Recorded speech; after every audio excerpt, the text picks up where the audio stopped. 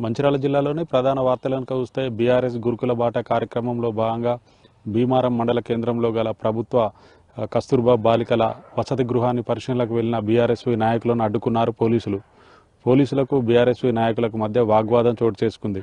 పోలీసుల వైఖరి నిరసిస్తూ కస్తూర్బా వసతి గృహం ముందు బీఆర్ఎస్వి నాయకులు ఆందోళన చేపట్టారు. ఈ కార్యక్రమంలో మంచిర్యాల జిల్లా బీఆర్ఎస్వి అధ్యక్షుడు బడికెల శ్రవణ్ పాల్గొన్నారు. మంచిర్యాల జిల్లా కలెక్టరేట్ కార్యాలయం ముందు పీడీఎస్ ఆధ్వర్యంలో ఆందోళన చేపట్టారు. విద్యార్థుల ఫీజు రియంబర్స్మెంట్, స్కాలర్షిప్ బకాయిలను రాష్ట్ర ప్రభుత్వం వెంటనే విడుదల చేయాలంటూ డిమాండ్ చేశారు. ఈ కార్యక్రమంలో పీడీఎస్ విద్యార్థి సంఘ నాయకులతో పాటు పెద్ద ఎత్తున విద్యార్థులు పాల్గొన్నారు. కొమరంభీం ఆసిఫాబాద్ జిల్లా ప్రధాన వార్తలను చూస్తే జిల్లాలో వరుస దాడులతో పెద్దపులి అలజడి రేపుతోంది. వాంకిడి మండలం చిన్న వాంకిడి గ్రామంలో పెద్దపులి సంచారం కలకలం రేపింది.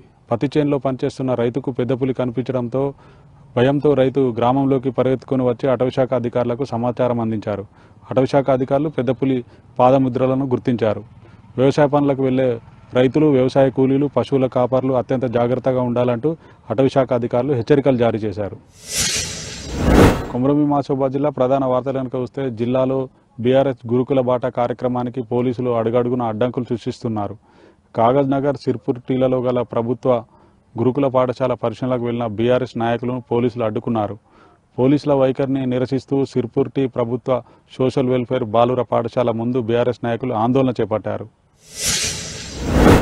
కొమరంభీం ఆసిఫాబాద్ జిల్లా కౌటాల మండల కేంద్రంలో 3 రోజుల పాటు వైభవంగా జరిగిన కంకాలమ్మ జాతర నేటితో ముగిసింది.